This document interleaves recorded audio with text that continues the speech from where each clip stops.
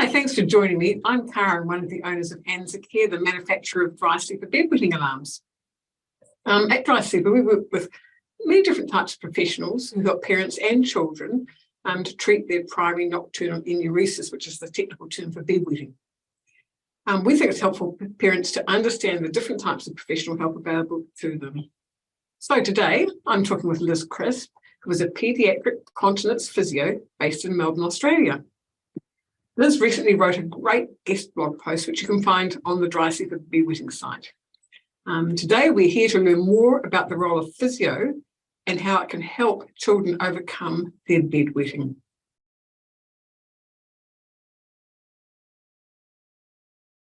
Okay, well, welcome, Liz. We're here to pick your brains today. So, first off, why should parents consider visiting a Pediatric Continence Physio? What's the difference between that and regular physio? Okay, so seeing a pediatric physio is someone who is specialised in the area of treating children or young adults with issues such as incontinence or other pelvic floor dysfunction, bladder or bowel dysfunction. And I guess the difference from a regular physio is that you think about a physio as someone who you go and see for a knee problem or a neck problem. And we look at kind of the bigger picture of all the things that could be contributing to the child or young adult's incontinence or pelvic floor dysfunction. So rather the bigger picture as opposed to one particular area of the body. And tell me, do physios treat nocturnal enuresis differently from, say, a GP or an Enuresis nurse? Yeah, look, probably we all have a slightly different way of treating nocturnal enuresis. We as physios look at the kind of the why. We like to understand why something's happening. So has the child ever been dry during the day? Are they just recently dry? Are they, wet during the night and that's a new thing?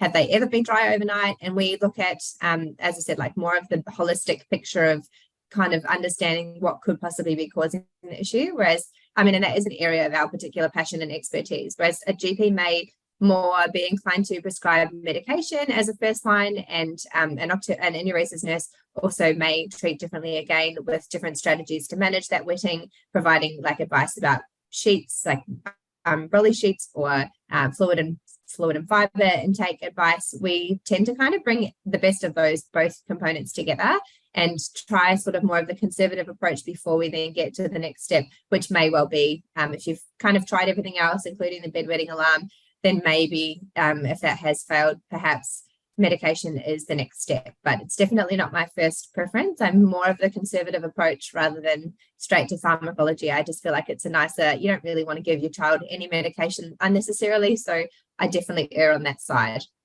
Good. So what should parents and their children, what sort of expectations should they have for what's involved, the potential outcomes if they seek physio treatment for their bedwetting issues?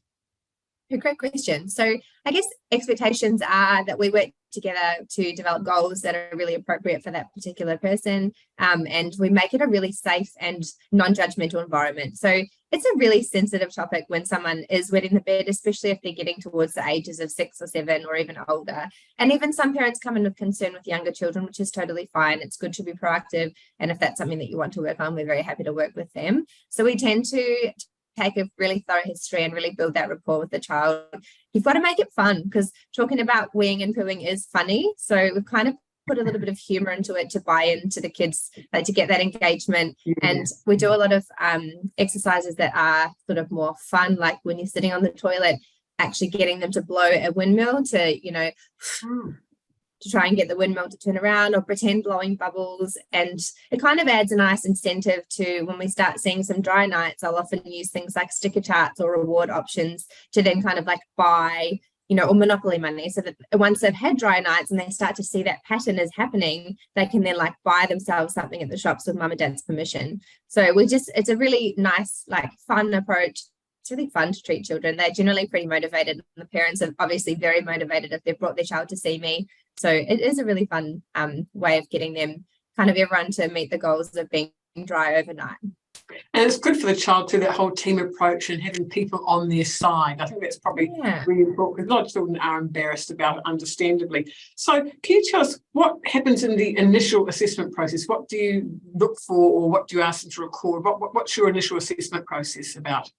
Yeah, cool. So I will generally ask questions about what grade the child is at school, you know, what their interests are, so we can understand a bit more about what might drive them in terms of motivation. I'll take a really thorough history about whether they, you know, when they started toilet training, even things back to the birth. So were they born naturally? Were they born via cesarean? Was there any kind of developmental delay or any kind of issue from back? And then we take a history about the bladder, the daytime weeing, and then, you know, again, whether they've been dry ever or not, whether we need to work on the daytime to then get the nighttime to come. Bowel history is really relevant. So we tend to find that a lot of the time, even though you might think your child is doing a poo every day, you might be astonished to find out how much poo is actually inside them. So again, we make this a bit funny. We try and get a bit of an idea of how much are you pooing? Wow, you filled up the whole toilet, and like get an idea of that, and then manage the bowels if that's a contributing factor to the bladder going into spasm involuntarily at night time if we haven't actually cleared the bowels every day well. So I'll take a bit of a history about diet, whether there's any food intolerances or allergies.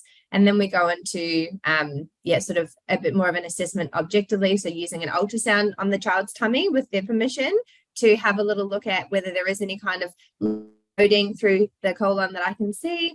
And then I'll start providing advice based on if they are straining on the toilet or if they're withholding. We try and encourage like positive toileting experiences. Is it dark and cold in their toilet? Do they not like to go? Are they avoiding going at school or kinder during the day, and then that's leading to a backlog and then them not pooing overnight?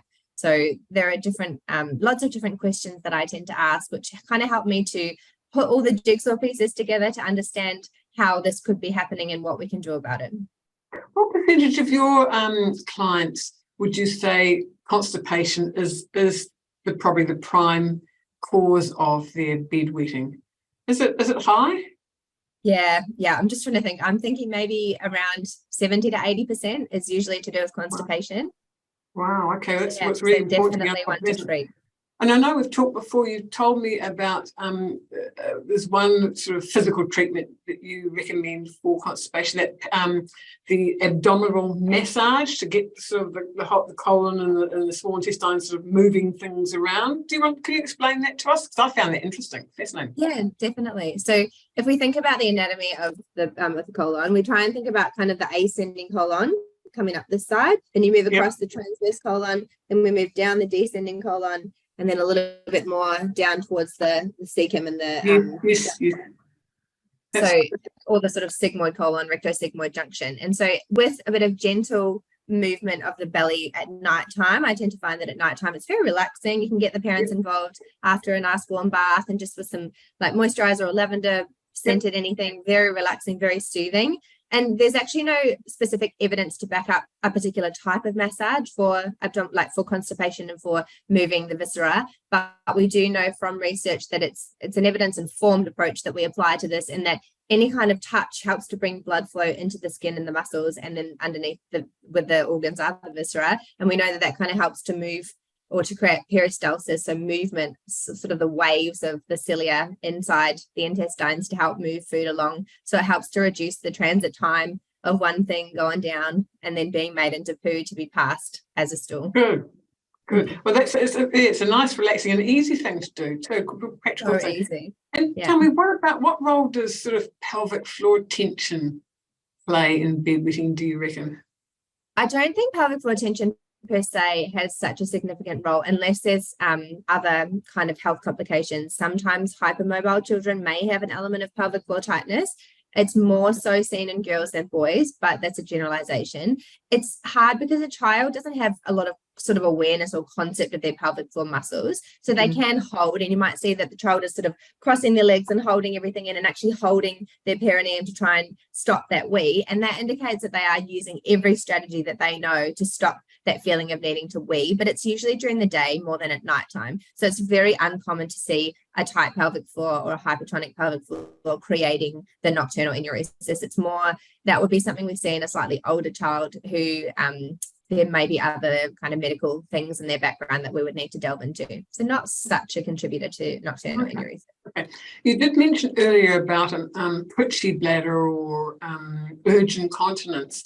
Is that a significant portion of children you see? And what do you recommend around that? I mean, is meditation, relaxation, exercise good for those sorts of cases? Meditation and relaxation is great for in my opinion, is great for anyone. And there are some really great little apps that you can get, like Headspace or Smiley Mind, which is it was originally designed for children. And I think that they're involving that type of meditative behavior in a lot of schools, which is great, especially post-COVID. In terms of the relationship between the overactive bladder or the urge incontinence can generally be from either like a structural issue or a behavioral thing. So for example, overfilling the bladder. So if a child or an adult is drinking too much during the day and it becomes more than what their bladder can hold, by the time they reach that threshold, the bladder muscle has a tantrum and goes into spasm, and then the pelvic floor just lets go because it can't hold that tight. It can't. Think about a balloon expanding. If the balloon is really, really full, there's not much of the knotty part to tie at the bottom, and that's kind of where our pelvic floor clamps in around the knotty part. So that's the urethra. And if your bladder is really, really full, it puts the pelvic floor under a lot of stress to have to hold that closed. So it will kind of do that like a little spasm. That's the mechanism of urge incontinence in a very basic form. In terms of the relationship between that overfilling of the bladder or behavioral stuff, it's more a learned thing as an adult or a child, where you see the toilet and you think, I need to wee. And then that's just an involuntary release of like a spasm of the bladder. So it's more the bladder having a tantrum and then the pelvic floor just not really knowing what to do. It's not such an issue for children unless they have been withholding for a really long time, or they have a very small bladder capacity, which is possible also. So we tend to do a lot of ultrasound assessment of the size of the bladder, and we can measure the volume, measure to make sure that there's no post-void residual. If there's any kind of concern from that point of view, we do bladder training drills, so where we try and actually stretch out the period of time between when they're weeing, or educate them on actually you need to set a timer on a wobble watch or another sort of timer tool to actually go every 3 hours or go every 2 hours based on what a bladder diary that I will have given them will have told me. So we use all these objective measures like the ultrasound, the bladder diary, the bowel diary to really understand what's going on with this child, what's important to them, what are they doing in their day-to-day, which could be affecting the nighttime. Yeah, yes, those things are really important, and just teaching them how not to ignore their poor bladder when it's screaming out for yeah, help. Absolutely. So when typically would you recommend using a bedwetting alarm? So generally, once I've cleared the bowels and we know that we're going to have like kind of a positive experience, I'm very keen to use the bedwetting alarm. I find that they are very effective, particularly in that first sort of 6 to 12 weeks after using it. So I will educate the parents that it is a bit of a process. It's not going to work overnight.